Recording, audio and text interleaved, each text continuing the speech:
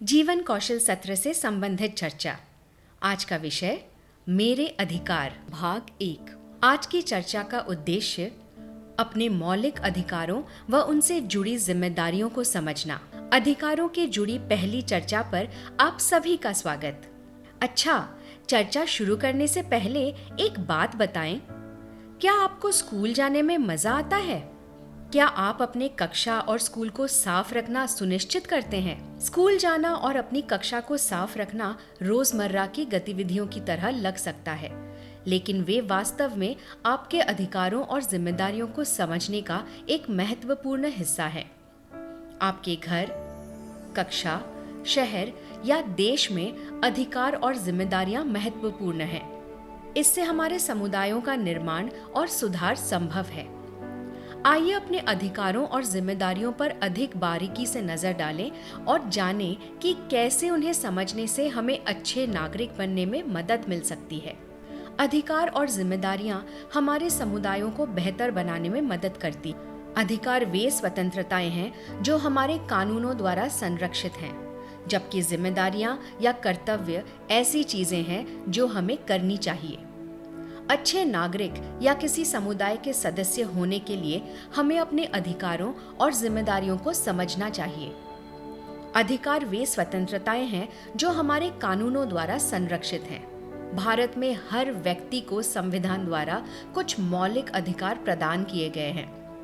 इन अधिकारों को मौलिक इसलिए कहा जाता है क्योंकि इन्हें देश के संविधान में स्थान दिया गया है तथा संविधान में संशोधन की प्रक्रिया के अतिरिक्त उनमें किसी प्रकार का संशोधन नहीं किया जा सकता। ये अधिकार व्यक्ति के प्रत्येक पक्ष के विकास हेतु मूल रूप में आवश्यक हैं। इनके अभाव में व्यक्ति के व्यक्तित्व का विकास अवरुद्ध हो जाएगा। इन अधिकारों का उल्लंघन नहीं किया जा सकता।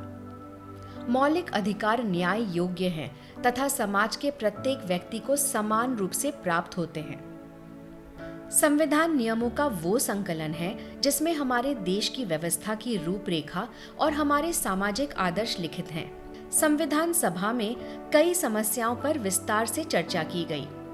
आइए जानते हैं कि भारतीय संविधान द्वारा प्रत्येक व्यक्ति को कौन कौन से मौलिक अधिकार प्राप्त हैं।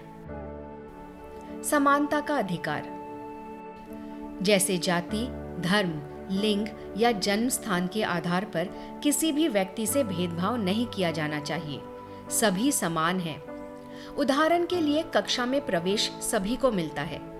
कोई भी व्यक्ति धर्म, जाति के आधार पर प्रवेश लेने से मना नहीं कर सकता है। स्वतंत्रता का अधिकार, दो व्यक्तियों के स्वभाव, चरित्र, सोच में अंतर हो सकता है। उन्हें अपने विचारों को रखने की स्वतंत्रता दी गई है। जैसे छत्तीसगढ़ से अधिकांश व्यक्ति काम की तलाश में दूसरे राज्यों में जाते हैं। इसी प्रकार दूसरे राज्यों के कई व्यक्ति छत्तीसगढ़ में आकर निवास करते हैं। शोषण के विरुद्ध अधिकार, शोषण के विरुद्ध अधिकार जैसे किसी भी व्यक्ति को खरीदा अथवा बेचा नहीं जा सकता, साथ ही किसी व्यक्ति से जोर जबरदस्ती से श्रम नहीं कराया जा सकता। उदाहरण के लिए किसी मजदूर ने गांव के सरपंच से पैसे उधार लिए, वो व्यक्ति पैसे नहीं दे पा रहा तो सरपंच को कोई अधिकार नहीं होगा कि उस व्यक्ति को अपने खेत में जबरदस्ती काम करने को कहे। धार्मिक स्वतंत्रता का अधिकार, भारत में सभी व्यक्ति को किसी भी धर्म को मानने तथा धर्म का प्रचार करने की स्वतंत्रता है। उदाहरण के तौर पर यदि कोई भी व्यक्ति किसी धर्म में जन्म लेता है तो ये जरूरी नहीं उससे उस धर्म को ही स्वीकार करना पड़ेगा। उस व्यक्ति को हक है कि वो किसी भी धर्म को मान सकता है। संस्कृति एवं शिक्षा संबंधी अधिकार, भारत में बहुत से भाषा बोलने वाले लोग, धर्म मानने वाले लोग रहते हैं और सबकी अपनी अपनी संस्कृति होती है। उदाहरण के तौर पर सभी को अपनी भाषा और संस्कृति के स्कूल, कॉलेज में बोलने का अधिकार है। संवैधानिक उपचारों का अधिकार, यदि किसी भी व्यक्ति के मौलिक अधिकारों का हनन होता है तो उसे कानून से सुरक्षा पाने का अधिकार है। उदाहरण, सरकार किसी नदी पर एक बांध बनाने का निर्णय लेती है और मान लो बांध बनेगा तो बहुत से लोगों के घर और खेत डूब जाएंगे। उनकी भूमि और आजीविका भी चली जाएगी। तब ये लोग मूल अधिकारों की रक्षा करने के लिए न्यायालय से सहयोग ले सकते हैं। अधिकार प्राप्त होने के साथ साथ भारत के नागरिक होने के नाते संविधान में उल्लिखित हमारे कुछ नैतिक जिम्मेदारियों और कर्तव्यों भी हैं। जैसे हमें राष्ट्रीय ध्वज और राष्ट्रीय गान का सम्मान करना चाहिए, हमारे देश के कानूनों का पालन करना चाहिए, देश की शक्ति, एकता और अखंडता की रक्षा करना चाहिए, सार्वजनिक संपत्ति की रक्षा करना चाहिए, ईमानदारी से हमारे करों का भुगतान करें, सांस्कृतिक विरासत स्थलों की रक्षा और संरक्षण करें, प्राकृतिक पर्यावरण की रक्षा, संरक्षण और सुधार करें। हमें देश की रक्षा करनी चाहिए और एक सामान्य भाईचारे की भावना को बनाए रखना चाहिए। हमें सभी महान आदर्शों का सम्मान, मूल्य और पालन करना चाहिए।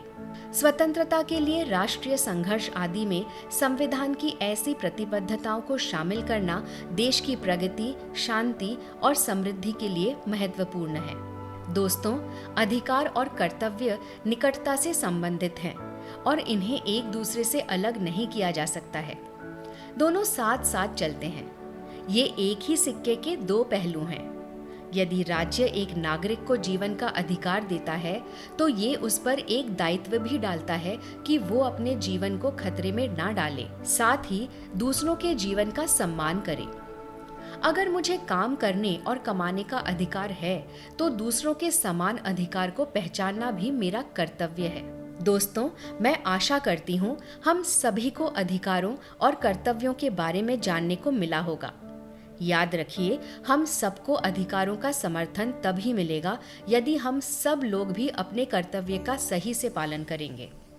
दूसरों के अधिकारों की रक्षा करके ही हम उनके प्रति सम्मान और इज्जत जाहिर कर सकते हैं।